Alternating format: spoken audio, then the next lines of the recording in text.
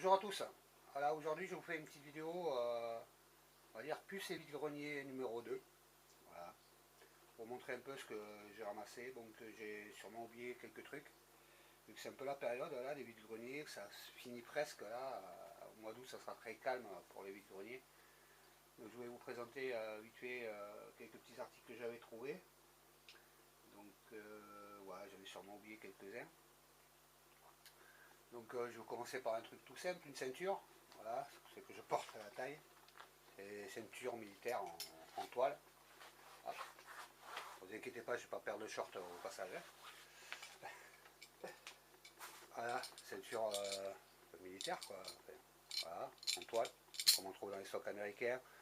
Les stocks américains, entre 5 et 7 euros. Dans un vide-grenier, 50 centimes. Voilà, donc super affaire. Après, il y a aussi, hop, je le remettrai plus tard, un arc. Donc là, je vous montre juste, parce que c'était exactement le même que dans ma première vidéo. Et celui-là, c'est celui de ma première vidéo que j'ai personnalisé avec du tape camouflage. Donc c'était exactement le même modèle. C'était un arc d'initiation qui se démonte. Donc celui-là, je l'avais payé 10 ou 15 euros à l'époque. Et là, j'en ai trouvé un exactement le même à 5 euros. Donc je ne peux pas vous le présenter là, à l'état naturel, parce que je l'ai offert à quelqu'un qui en cherchait un, quoi. Voilà. Donc je pense pas qu'à moi non plus, des fois, quand je fais des vide-greniers et les puces, je pense aussi à des collègues et autres qui se préparent, qui recherchent des trucs, qui se préparent ou qui sont tout simplement des amoureux de la verte, qui cherchent des petits trucs et qui font pas forcément les puces. Donc je fais le relais entre les puces et eux, quoi. Voilà.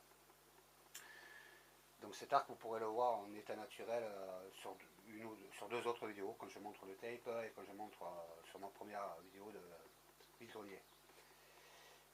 Après, j'ai trouvé cette petite pochette à 1 euro. C'est juste un étui, quoi. Voilà, couleur camouflage. Un peu usé, un peu fané, quoi. Je l'ai payé ça à 1 euro.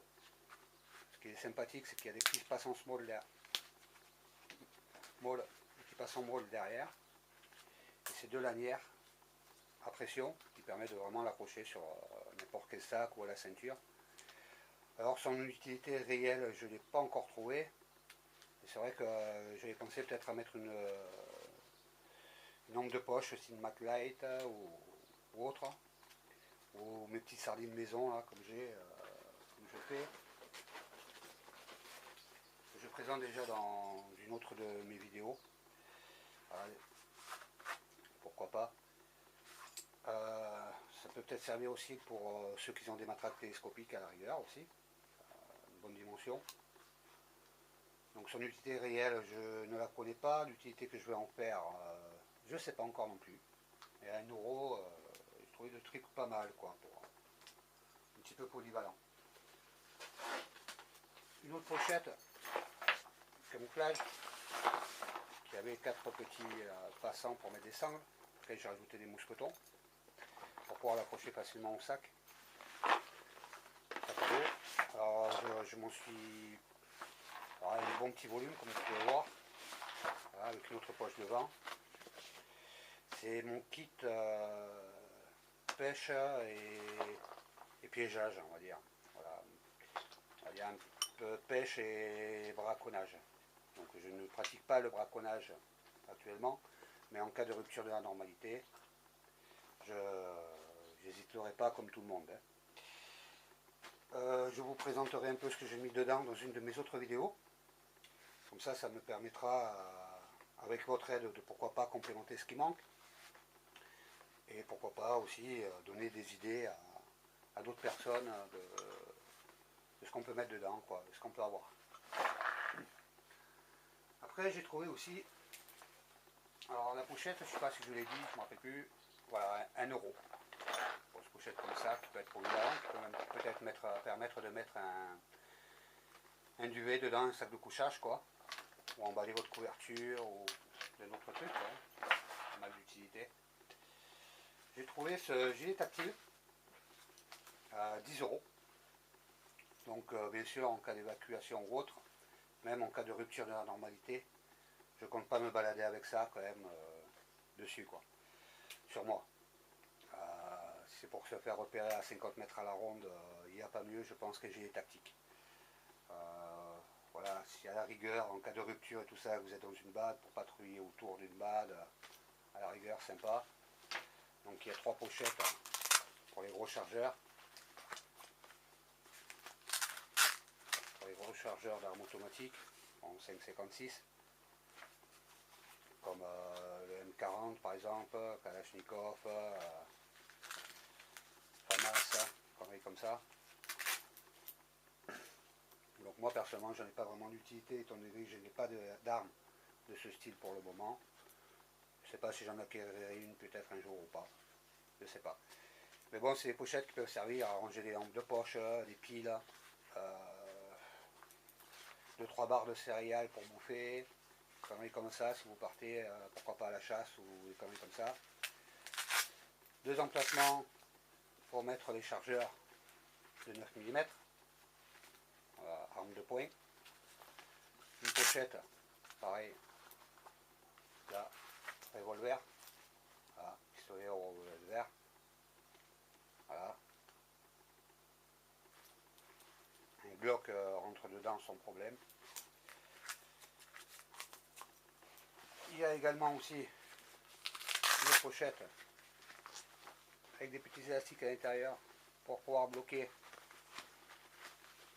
du 12, quelques cartouches de 12. Qui peuvent servir également pour mettre d'autres choses, hein, pourquoi pas, pour la pêche et autres. Ce qui est pas mal dans ce gilet tactique, c'est que sur les épaulières, il y a des scratchs, et ça vous permet vraiment de régler à la grandeur que vous voulez, pour une personne forte ou pas forte. Si vous êtes en t-shirt comme en ce moment qui fait beau et chaud, on peut le réduire. On peut l'agrandir l'hiver pour mettre sur un pull ou sur une veste. Il y a des lanières sur le côté avec des sangles pour régler la taille, la largeur. Voilà. Donc je l'ai vu plutôt que penser à la survivalisme, à la préparation, à l'évacuation, à l'apocalypse ou n'importe quoi. J'ai plutôt pensé à mon gamin qui aime bien jouer, comme nous tous on le faisait quand on était gamin, au militaire, à la guerre. Donc pour lui c'est pas mal. Je pense que c'est quelqu'un qui l'avait acheté pour du paintball ou de l'airsoft, qui s'en est jamais servi. Donc ça je l'ai payé 10 € dans un stock américain. Bon ben, je sais pas exactement le prix exact, mais ça vaut beaucoup plus que 10 €. Surtout qu'il est, franchement, il est neuf. Parce qu'on voit bien son état qu'il est vraiment neuf. Voilà. Derrière un genre de filet pour aérer et tout. C'est vraiment, voilà, pour le prix c'était une petite occasion sympathique, j'ai trouvé. Je me suis pris aussi, donc ça je l'ai payé assez cher quand même. Enfin, assez cher. J'ai regardé dans un stock américain, il faut compter 70 €. C'est simplement un sac que j'ai roulé pour prendre moins de place. Un sac couleur camouflage. Ouais. C'est les militaires qui font pas mal de trucs pour tout ce qui est sortie, tout ça. C'est un sac qui fait à peu près 100 litres, je pense. Entre 80 et 100 litres. Avec une poche sur le côté. Les poignées pour le porter à la main comme un sac de sport. Voilà. Il y a des mousquetons, mais il n'y avait pas la sangle pour le porter en bandoulière, par contre. Il y a aussi une poignée pour le porter droit, debout. Voilà, sur le côté. Hop. Il est plastifié à l'intérieur, donc imperméable. Grande contenance. Donc ça, j'avais trouvé ça peut-être pas mal, non pas pour m'en servir de sac d'évacuation, pas du tout, parce que c'est vraiment pas pratique, hein, et pas confortable pour organiser, ranger. Mais je me suis dit que en cas d'évacuation assez rapide, ça me permet de, par exemple, arriver à mon stock de nourriture, de l'ouvrir, de tout balancer dedans, de prendre et le jeter dans la voiture. Ça me permet de remplir en 3-4 minutes, on la remplit rapidement. On se met devant les étagères, on prend tout, on jette tout dedans. sympa aussi, c'est qu'il y a deux petites poches voilà, latérales, voilà, qui sont pas super spacieuses, mais bon, qui permettent de ranger 2-3 conneries dedans. L'avantage de ce petit sac aussi, que j'ai trouvé ça sympa, c'est qu'on peut le porter à la main, comme ça. Et à l'arrière, on peut l'ouvrir et on sort un filet qui se scratch derrière, fait que ce clips derrière, un petit filet pour avoir, je sais pas trop exactement à quoi ça peut vraiment servir, à part maintenir peut-être une petite couverture ou quelque chose. Et ces deux bretelles matelassées avec la sangle qui passe sur le torse, quoi. Voilà, donc on a vite fait de les sortir. On les chope avec les petits mousquetons et vous vous retrouvez avec un sac à dos. Voilà, donc j'avais trouvé ça pas mal, quoi. Ça permet de le prendre que sur une épaule ou quoi. Vous avez le sac d'évacuation pour hop, jeter dans la voiture après, ou si vous êtes obligé de vous débarrasser au sac d'évacuation, n'importe, ça peut être pas mal. Et pour la vie courante, ça peut servir également aussi pour la vie courante, pour transporter du matos ou n'importe quoi. Autre petite chose, la dernière fois j'avais trouvé une caisse de munitions à 10 €, là je l'ai trouvé à 5 €. Caisse de munitions qui devait être du 9 mm, voilà. En bon état, le joint que je regarde en priorité quand j'achète des caisses de munitions comme ça, pas forcément pour stocker des munitions, mais rien que pour stocker du matériel, des piles, des bougies, tout ça. Ce qui est bien, c'est que c'est imperméable, c'est étanche, hein. Je regarde surtout l'état du joint en priorité. Donc celle-là, je l'ai payé 5 €.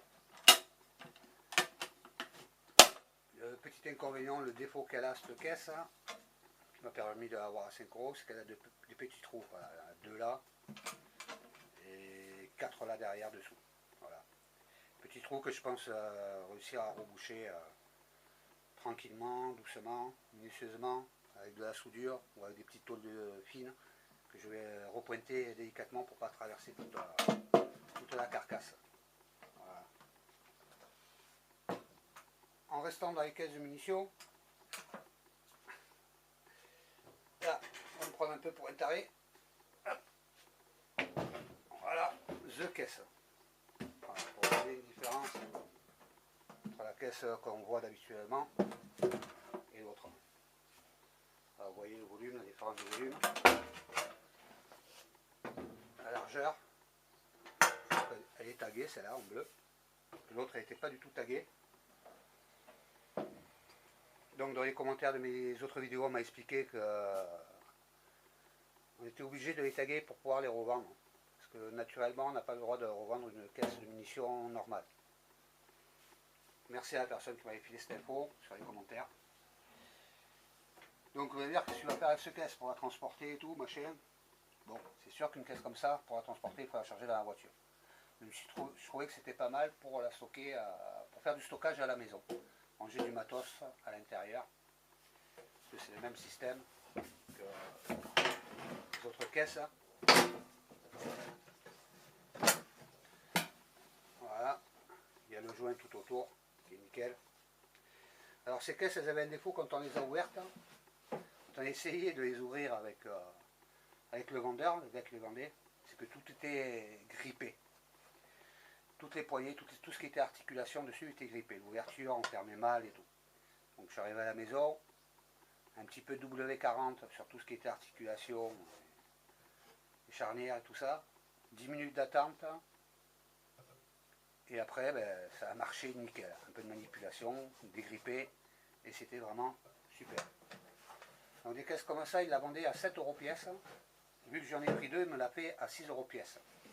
Donc 12 € les deux pièces, les deux caisses. Donc j'ai pris sans savoir vraiment exactement ce que j'avais à faire avec, à part un peu de stockage. Comme si pour stocker des bougies, boîtes d'allumettes, des trucs comme ça pourrait être pas mal pour le stockage à la maison, quoi. Donc je vais vous montrer la deuxième. Je me suis amusé à personnaliser un petit peu, à lui redonner un petit coup de gel, un coup de peinture, tout en gardant l'écriture d'origine avec le nombre de cartouches qu'il y avait avant. Voilà. Il y avait 80 cartouches de 20 mm dedans. Donc ouais. Je vous dirai pas réellement à quoi ça correspondait ou quoi. Je pense que c'était pour les grosses mitrailleuses style de CA et conneries comme ça. Donc voilà, je me suis amusé un peu, je sais pas si on voit bien. Alors à peindre un peu le camouflage pour le délire, pour le fun. Donc pareil, une deuxième caisse que je me suis dit que me servirait pour le stockage.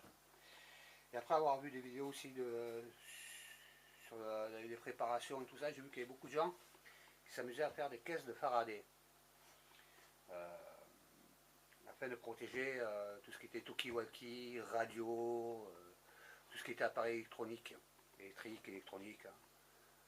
Pourquoi pas un ordinateur portable, ou si ça pourrait peut-être m'amuser, même si je ne vois pas trop l'utilité d'avoir une caisse de Faraday. Je me suis dit pourquoi pas m'amuser à en fabriquer une avec ça. Voilà, il faut un truc métallique, c'est tout métallique, nickel, un joint. Il faut juste la capitonner à l'intérieur, ce que je peux avec de la moquette, un peu de polystyrène et de la moquette, je pense, et je m'amuserai, ouais, pourquoi pas, à ranger dedans radio, talkie-walkie, lampe de poche, quelques piles.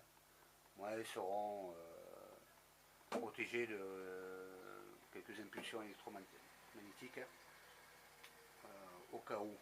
Hein, on ne sait jamais, pourquoi pas, vu qu'on ne sait pas trop à quoi on se prépare. Donc il y a quelques trucs intéressants, sympas.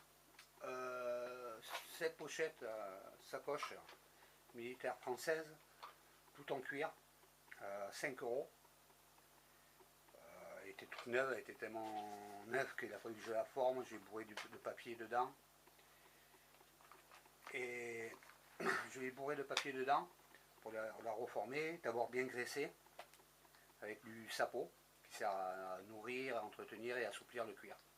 Je sers beaucoup de ça pour les selles en équitation et tout ça.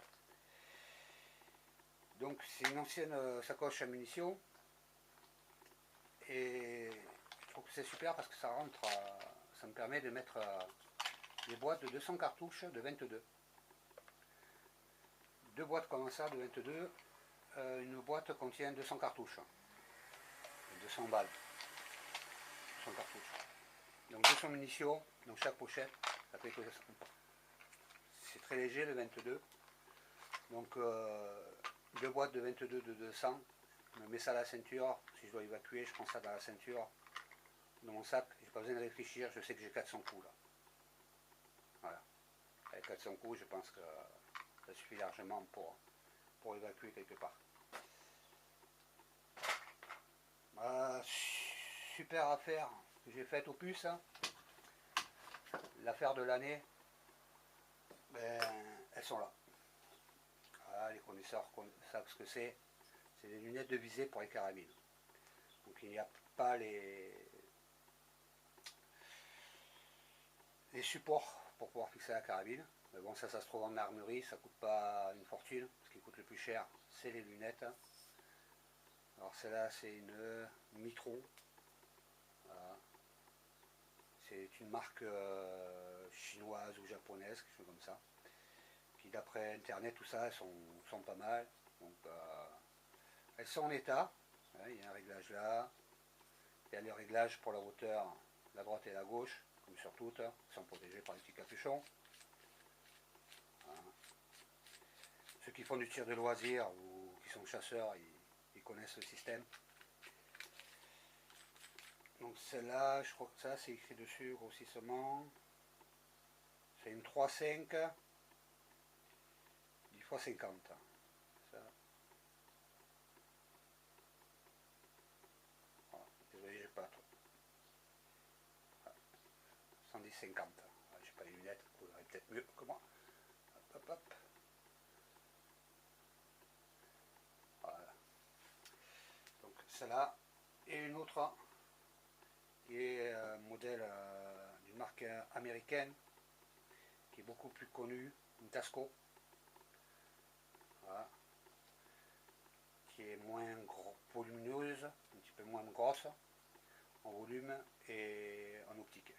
Donc je ne les ai pas encore testés, les réglages et tout ça en stand de tir. Mais en regardant comme ça déjà, elles sont en état. Les lentilles ne sont pas abîmées, ne sont pas cassées. Ce qui manque, c'est les fixations sur la carabine, mais ça sera en Amérique pour pas cher, comme je l'ai déjà dit. Et les capuchons pour protéger les reflets de la lumière et protéger les lentilles, quoi. Alors ça, 10 euros. Ceux qui font du tir de loisir savent qu'une paire de lunettes comme ça, on ne la trouve pas en dessous de 100 euros, quoi, en magasin. Et encore, en disant 100 euros, je suis vraiment petit en tarif. Donc voilà pour vous présenter vite fait, un peu long, les petits trucs que j'ai trouvés au plus ces derniers mois. Voilà. En espérant ne rien avoir oublié d'intéressant et d'utile. Et voilà, je vous laisse. À bientôt. Ciao.